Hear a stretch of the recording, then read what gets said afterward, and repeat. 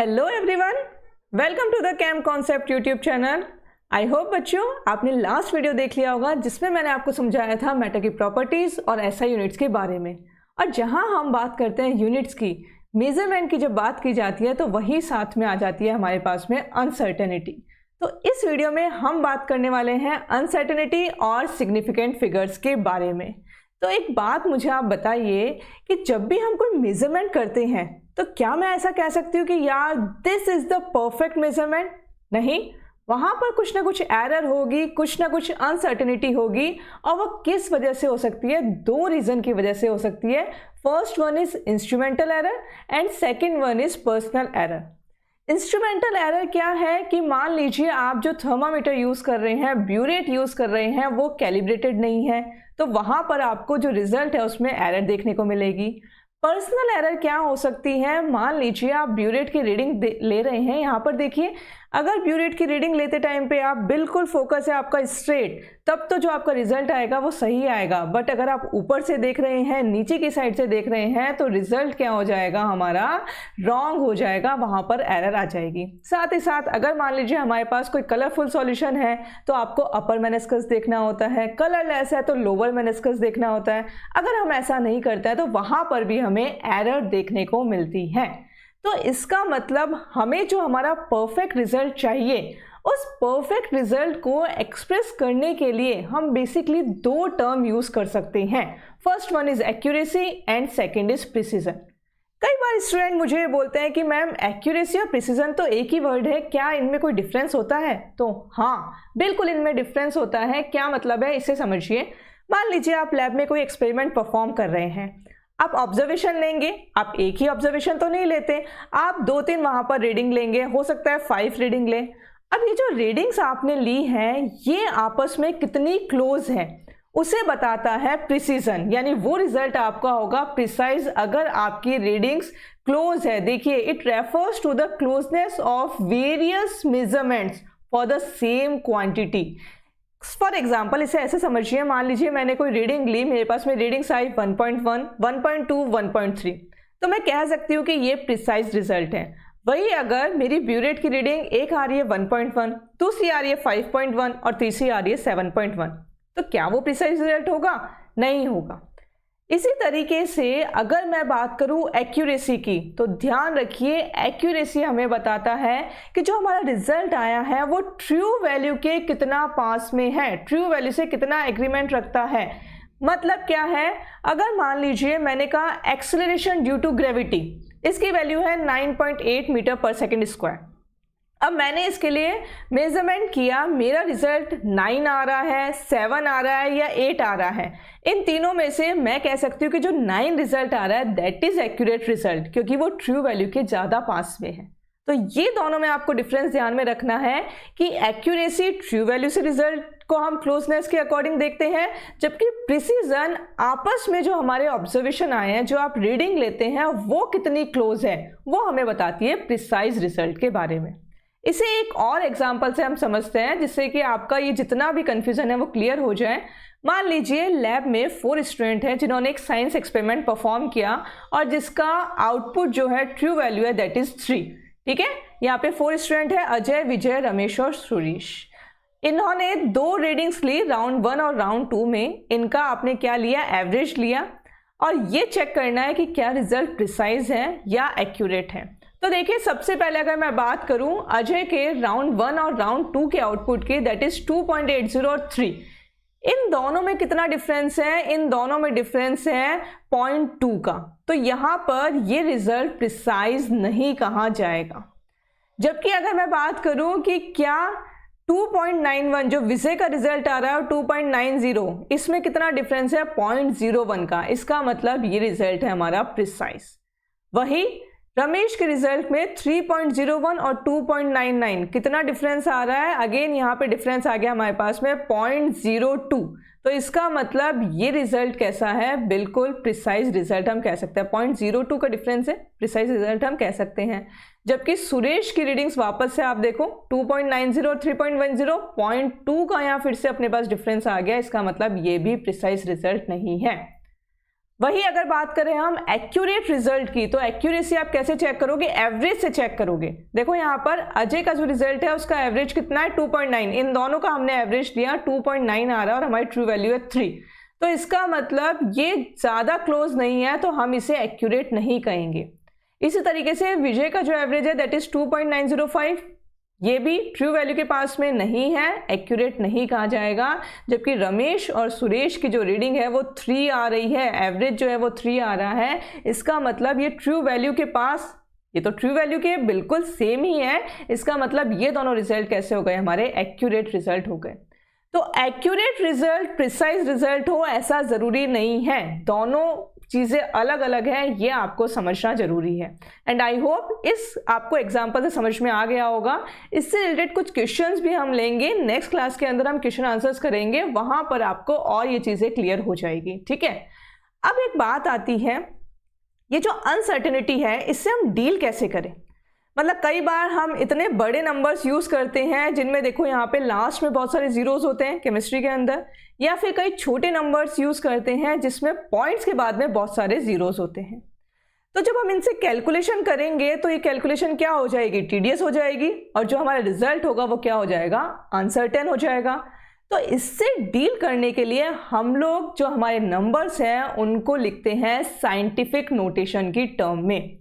और scientific notation की term में नंबर्स कैसे लिखे जाते हैं यहाँ पर देखिए, ये आपको ध्यान रखना है, n मल्टीप्लाई बाय 10⁻n।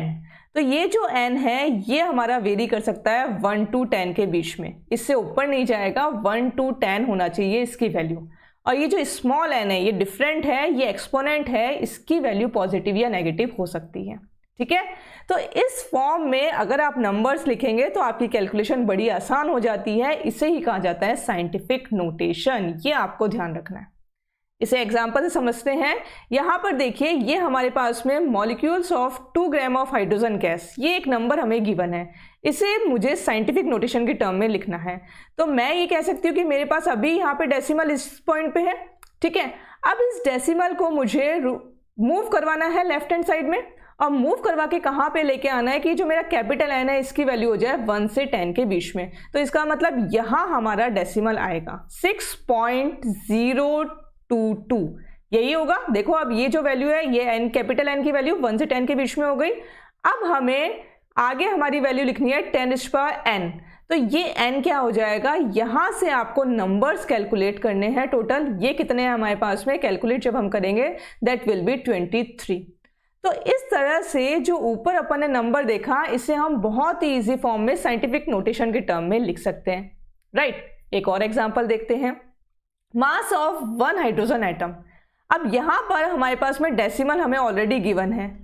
अब इस डेसिमल को मुझे कहाँ मूव करवाना है? राइट हैंड साइड में मूव करवाना है। जैसे मैं राइट हैंड साइड में मूव करवा रही हूँ डेसिमल को, ये कहाँ आना चाहिए? ये आना चाहिए यहाँ पर।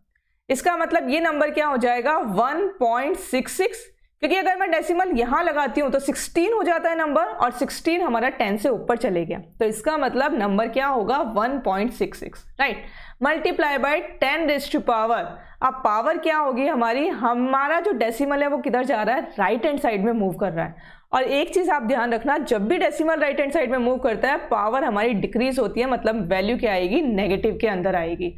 और जब भी हमारा लेफ्ट हैंड साइड में डेसिमल जाता है पावर हमारी इंक्रीज होती है, और वैल्यू किस में आती है?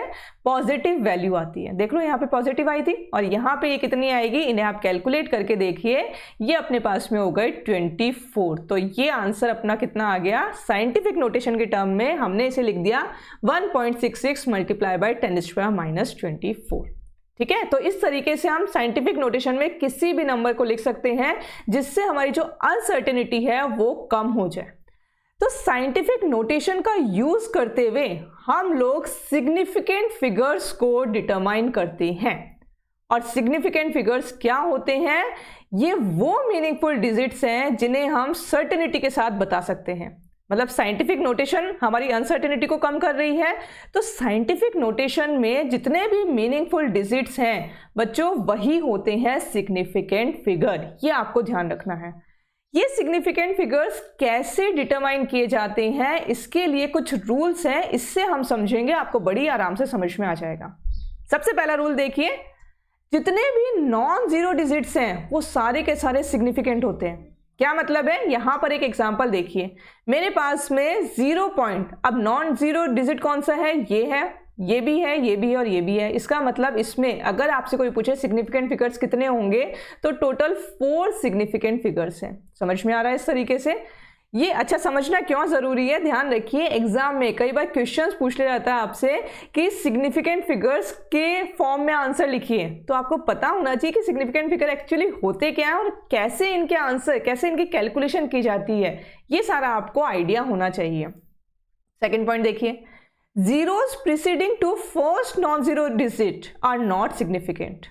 क्या मतलब है इसका, देखो फर्स्ट नॉन जीरो डिजिट कौन सी है इस एग्जांपल में, ये रही अपने पास में, ये फर्स्ट नॉन जीरो डिजिट है और इससे पहले जितने भी जीरो हैं ये क्या हो जाएंगे, सिग्निफिकेंट नहीं होंगे। इसका मतलब यहां पर सिग्निफिकेंट फिगर की अगर मैं बात करूं केवल कितना है, एक सिग्निफिकेंट फिगर है, केवल यही है सिग्निफिकेंट फिगर। नेक्स्ट रूल देखिए, zeros between 2 non zero digits are significant, यानी अगर मान लीजिए मेरे पास में 2 नॉन जीरो डिजिट हैं और इसके बीच में आप कितने भी जीरो लगा दीजिए सारे के सारे क्या हो जाएंगे, सिग्निफिकेंट हो जाएंगे। तो इसका मतलब यहां पर सिग्निफिकेंट कितने हो गए figures, 1 2 3 4 and 5, total significant figures हमारे पास में हो गए 5। इसी तरीके से जीरोस एट द एंड और right of a number are significant provided they are on right side of the decimal point. इसका क्या मतलब है, देखो यहां पर इस एग्जांपल को देखिए, इसमें मेरे पास डेसिमल पॉइंट ये रहा, एक जीरो अपने पास में ये है, ये किसके बीच में आ रहा है, दोनों नॉन जीरो डिजिट के बीच में, इसका मतलब ये तो सिग्निफिकेंट होगा ही होगा। अब आता है कि मैम ये सिग्निफिकेंट है या नहीं है, इसे हम कैसे आइडेंटिफाई करें। तो बच्चों देखो यहां पर यही रूल है कि अगर जीरो जो है वो डेसिमल के राइट हैंड साइड में है, चाहे वो एंड में ही क्यों ना हो, वो सिग्निफिकेंट होगा। इसका मतलब यहां पर भी सिग्निफिकेंट फिगर कितने हो गए, टोटल 5 हो गए, इसे हमने सिग्निफिकेंट माना है, ये आपको ध्यान रखना है। और लास्ट रूल जो हमारा कहता है वो क्या कहता है कि exact numbers have an infinite number of significant figures. भैया ये बहुत ही इंपॉर्टेंट रूल है, डायरेक्ट कई बार आपसे क्वेश्चन इसी फॉर्म में पूछ लेते हैं। मान लीजिए एग्जांपल दे दिया आपको 2 बॉल्स और पूछा कि क्या ये सिग्निफिकेंट है, कितने सिग्निफिकेंट फिगर्स इसके अंदर है ये आप बताइए। तो कई स्टूडेंट्स क्या बोलेंगे कि मैम 1 सिग्निफिकेंट फिगर है, लेकिन एक चीज बताओ इसके अंदर डेसिमल कहाँ पे है, इसमें डेसिमल यहाँ पर है, डेसिमल के बाद मैं 1 0 लगा सकती हूँ, डेसिमल के बाद मैं 2, डेसिमल के बाद 4 5, कितने भी जीरो मैं लगा सकती हूँ, और वो क्या आ रहे हैं, डेसिमल के राइट हैंड साइड में आ रहे हैं। इसका मतलब सारे के सारे क्या होंगे, सिग्निफिकेंट होंगे। और जब सारे के सारे सिग्निफिकेंट होंगे तो यहाँ पर infinite number of significant figures बन। तो बच्चों अब हम बात करते हैं सिग्निफिकेंट डिजिट्स का यूज करते हुए कैलकुलेशंस कैसे की जाती है। सबसे पहले बात करते हैं एडिशन एंड सब्ट्रैक्शन की। तो एक एग्जांपल से इसे समझते हैं। मान लीजिए मेरे पास में एक डिजिट है 0.326, यहाँ पर डेसिमल मेरा ये रहा, डेसिमल के बाद में मेरे पास कितने नंबर है, 3 डिजिट्स है, और जो मेरे पास सेकेंड डिजिट है दैट इज 1.2। यहाँ मैं एडिशन कर रही हूँ, 1.2 में मेरे पास में डेसिमल के बाद में कितने डिजिट है, 1 डिजिट है। तो जो मेरा एडिशन के बाद रिजल्ट आएगा, देखो क्या आ रहा है 1.526। तो अब इस रिजल्ट में कितने सिग्निफिकेंट डिजिट होने चाहिए, मुझे क्या ये सारे सिग्निफिकेंट डिजिट लेने हैं या फिर कोई रूल फॉलो होता है। तो देखो result contains the same numbers of decimals as the number having least number of decimal places. तो इन दोनों में से 3 और 1 में से यहाँ पर ये रहा हमारे पास में लीस्ट नंबर। इसका मतलब मेरे आंसर में केवल डेसिमल के बाद एक ही नंबर होना चाहिए। तो मेरा आंसर यहाँ पे क्या हो जाएगा, 1.5। तो यहाँ आपको बस इतना ध्यान रखना है कि जब आप राउंड ऑफ करेंगे तो राउंड ऑफ करना आपको आना चाहिए, क्योंकि यहाँ पे मेरे पास 2 था तो मेरा डायरेक्ट आंसर क्या हो गया, 1.5 हो गया। अगर मैं बात करूं मल्टीप्लिकेशन एंड डिवीजन की, तो देखो एक एग्जांपल से इसे समझते हैं हम फिर से। मेरे पास एक डिजिट है 2.5 और एक डिजिट है 1.25। क्या आ रहा है इसका प्रोडक्ट, 3.125, राइट। यहाँ पर सिग्निफिकेंट फिगर्स कितने हैं मेरे पास में, 2 है। देखो अभी मैं डिजिट डेसिमल के बाद बात नहीं कर रही हूँ, सिग्निफिकेंट फिगर्स की बात कर रही हूँ, 2 है। जबकि यहाँ पर सिग्निफिकेंट फिगर्स कितने हैं मेरे पास में, 3 हैं, क्योंकि सारे के सारे क्या है, नॉन जीरो डिजिट्स हैं। तो अब मेरा जो आंसर होगा उसमें क्या होना चाहिए, the result contains the same numbers of significant digits as the number with least significant digits. तो यहाँ पर लीस्ट सिग्निफिकेंट डिजिट कितने हैं, 2 हैं इसके अंदर, तो मेरे आंसर में भी 2 ही सिग्निफिकेंट डिजिट्स होने चाहिए। डेसिमल के बाद नंबर पे यहाँ पर कोई डिपेंडेंस नहीं है, ये आपको ध्यान रखना है। इसका मतलब मेरा यहाँ पर आंसर कितना हो जाएगा, 3.1। देखो 2 ही सिग्निफिकेंट डिजिट है इसके अंदर, तो ये अपना आंसर होगा। इस तरह से कैलकुलेशंस की जाती है। अगर आपको डायरेक्ट एग्जाम के अंदर दे दे, सिंपल सा लिखा हुआ होगा कि आंसर लिखिए with the use of significant digits, या कितना सिग्निफिकेंट डिजिट्स के अंदर इसका आंसर आएगा, तो वहां पर आपको ये सारी कैलकुलेशन करना आना चाहिए। बहुत ही इंपॉर्टेंट चीज़ है ये, ठीक है। तो बच्चों यहाँ तक तो अपनी आज की क्लास में बात हुई अनसर्टेनिटी और सिग्निफिकेंट डिजिट्स के बारे में, और नेक्स्ट क्लास में अब हम पढ़ने वाले हैं यूनिट कन्वर्जन, डायमेंशनल एनालिसिस, और साथ में जितना भी आज तक पढ़ा है उससे रिलेटेड क्वेश्चंस हम लोग करेंगे। तो तब तक के लिए thank you so much. Stay safe, stay healthy and stay empowered. Thank you.